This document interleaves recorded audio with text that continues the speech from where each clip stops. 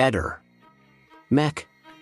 Pallister. Le anticipazioni della Cattaneo parlano di omicidio e non di suicidio. Se fosse suicidio probabilmente a Sebastiano andrebbe benissimo, ma davanti all'idea che si possa ipotizzare un omicidio non dorme più la notte. Riporto quello che ha detto il generale Garofano, andiamo cauti su queste cose qua, perché indiscrezioni bisogna guardarle in un certo modo. Non so da dove escono, anche il generale e il dottor Barisani mi hanno detto che a loro non risulta niente, così penso anche dei consulenti della famiglia. Perciò andiamo cauti, aspettiamo. Dobbiamo... Questa è una pista, vediamo dove porta, aspettiamo. Dal generale Garofano avevo saputo che comunque questi ulteriori esami sui vetrini e sui abiti che sono stati fatti in questi giorni qua. E aspettiamo tutti di avere queste cose che la dottoressa Cattaneo depositerà. Sai che doveva consegnare questa, lei è andata avanti ancora una settimana, qualcosa, perché doveva esaminare i vetrini e gli abiti. Intanto bisogna vedere se, non è che la dottoressa Cattaneo metterà così in luce a tutti, depositerà in procura, di conseguenza la procura vedrà, analizzerà, poi darà delle risposte. Non è che le sapremo dopodomani, capito? Se ci sono, intanto bisogna sapere quando è morta, questa è la cosa fondamentale, quando è morta, dove è morta, se è stato il suo corpo congelato e di conseguenza queste sono le risposte che noi ci aspettiamo. E poi la questione delle lesioni, bisognerà valutare in che stato sono questo tipo di lesioni che comunque sono state evidenziate. Sono passati 3 anni, 2 mesi e 10 giorni. Di conseguenza tutto quello che è stato detto sul caso è impressionante. È impressionante il volume di cose che sono state dette, positive, negative, ricostruzioni, qua là, youtuber che dicono determinate cose, qua e là. Io dico alla gente, quella che guardano questi youtuber, non guardate queste cose qua perché sono cose false, poi sono tutte fatte da gente che ci guadagna sopra, capisci? Come Sebastiano guadagna con i suoi coltelli, chiunque nell'universo può trattare il caso di Liliana potrebbe guadagnare qualcosa, come no. Ma Sebastiano per l'ennesima volta pensa al fatto che a guadagnare siano gli youtuber e non i giornalisti o le televisioni. Questo perché? Perché le televisioni e i giornalisti comunque per tenerselo amico lo aiutano, gli vanno incontro, non mettono mai insieme le sue cosmiche fesserie e quindi lo tutelano. Invece se con le sue fesserie è diventato uno zimbello nazionale, questo lo deve ascrivere proprio al lavoro degli youtuber che lui quindi non sopporta. Nonostante questo dobbiamo dire che ha cercato lui in realtà di essere molto amico di questi, ha fatto molte volte presenza su diversi canali, però purtroppo non ha potuto attuare questa strategia con tutti i canali e molti canali non devono essere ascoltati, come dice Sebastiano, perché come sentite dicono fesserie. Le fesserie che dicono questi canali consistono nel riportare le fesserie dette da Sebastiano in persona, averle messe in fila, avere una memoria storica, avere sempre riportato tutte le dichiarazioni di Sebastiano dei primi minuti e aver fatto sì che tutta l'Italia pensante sappia che Sebastiano ha qualcosa che non torna.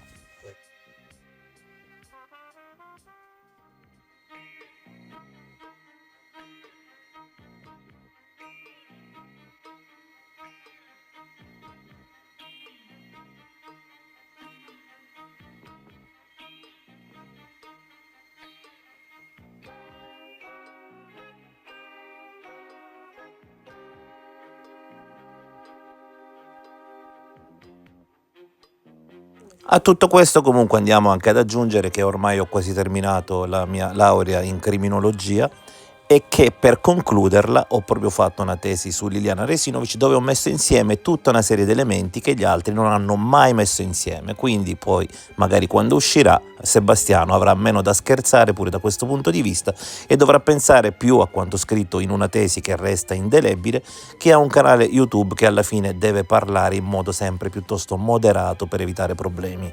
Ricordiamo comunque il concetto di Sebastiano: non credete a chi parla su YouTube perché dice fesserie, credete invece agli amici di quarto grado o agli altri amici di Sebastiano che non sanno nemmeno di cosa parla Sebastiano quando parla. Scrivono sul caso di Liliana quasi ogni giorno, non sono giornalisti, questo io chiedo rispetto, chiedo se qualcuno ha qualcosa da dire che si faccia vedere, che vada dagli inquirenti, non dire così le cose come per creare suspense oppure cose che non sono vere. Tu basta che vai su YouTube e vedi subito questi youtuber che scrivono giornalmente. C'è gente che da quando è scomparsa Liliana fino ad oggi non ha perso un giorno. Se per caso un giorno tu sarai indagato, sarà sicuramente grazie a questa gente e non grazie ad altra gente. E del resto Claudio Sterpin non fa altro che apprezzare il lavoro fatto in questa ottica, perché Claudio Sterpin non ha nulla da nascondere a differenza tua. Dicendo tutte fantasie, tutte cose, ricostruzioni, queste cose qua, che non spetta a loro, spetta agli inquirenti.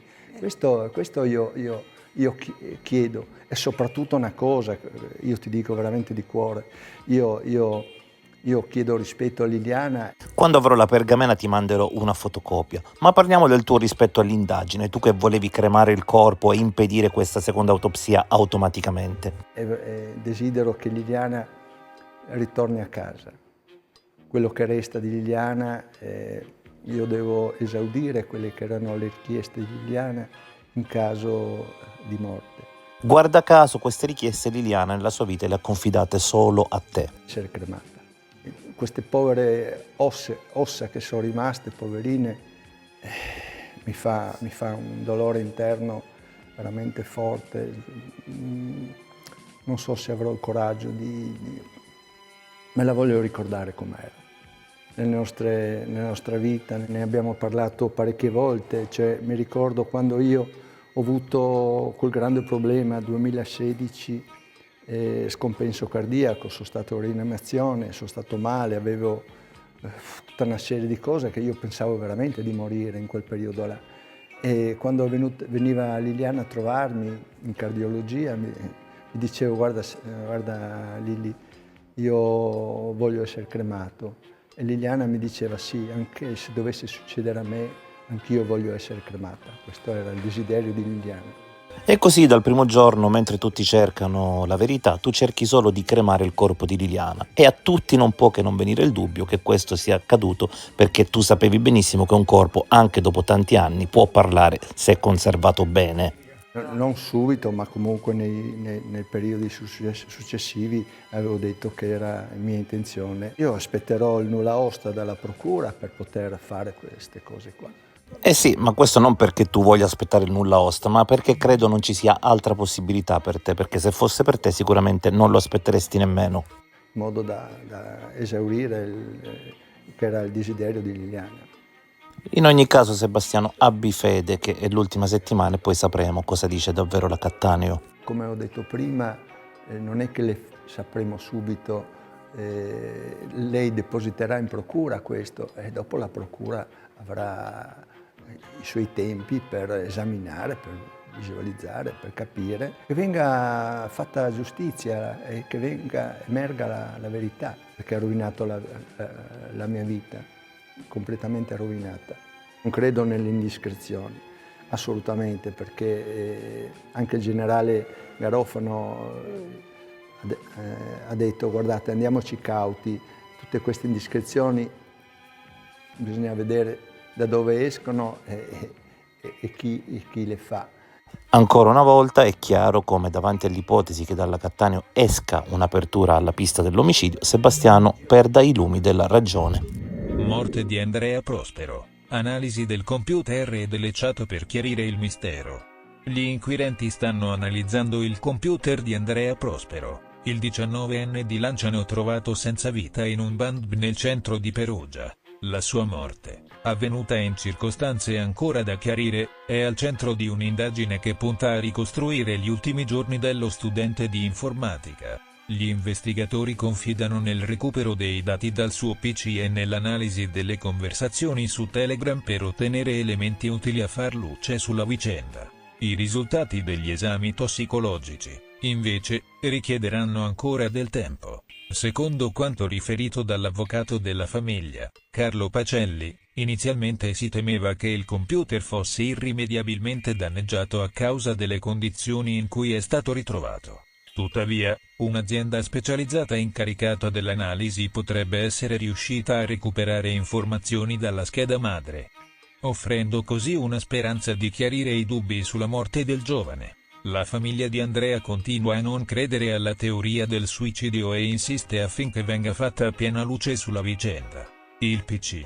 ha sottolineato l'avvocato Pacelli, potrebbe rivelarsi un elemento chiave per le indagini, dato che era stato acquistato solo 2 mesi prima, a novembre. Parliamo di un periodo cruciale per capire come è andata, ha dichiarato il legale.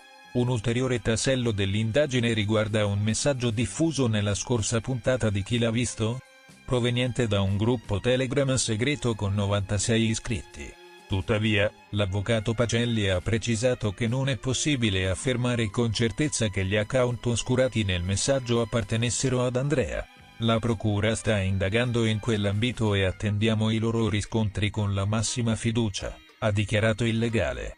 All'interno del gruppo, gli investigatori avrebbero rilevato una serie di movimenti di informazioni tra gli utenti, che potrebbero fornire ulteriori dettagli sulla vicenda. L'obiettivo degli inquirenti è ora quello di individuare l'identità degli altri membri del gruppo e stabilire se abbiano avuto un ruolo nella tragica fine del giovane. L'indagine prosegue nel tentativo di ricostruire con esattezza cosa sia accaduto a Andrea Prospero e di dare risposte ai suoi familiari, che continuano a chiedere giustizia e verità. Ehi, non dimenticare di iscriverti a questo canale.